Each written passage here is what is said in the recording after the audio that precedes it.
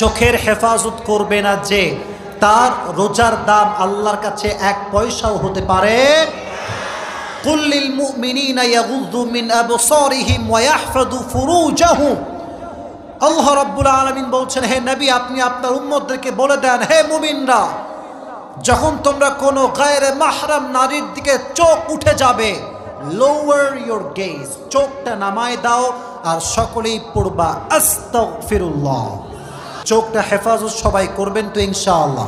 যুবক ভাইদের সবচেয়ে বড় প্রবলেম, মেয়েদের সবচেয়ে বড় প্রবলেম কি জানেন? দেখবেন রমজান মাসে অনেক যুবক আছে, অনেক মেয়ে আছে, সারা রাত কিন্তু তারা ঘুমায় না। তারা ভাবে সাহারি করে ঘুমাবো, আর সারাটা রাত ইউটিউবে নাটক, সিনেমা, পর্নোগ্রাফি দেখে দেখে জীবন যৌবন নষ্ট করে ফেলে দেয়। রমজান মাস সামনে আসছে, আমরা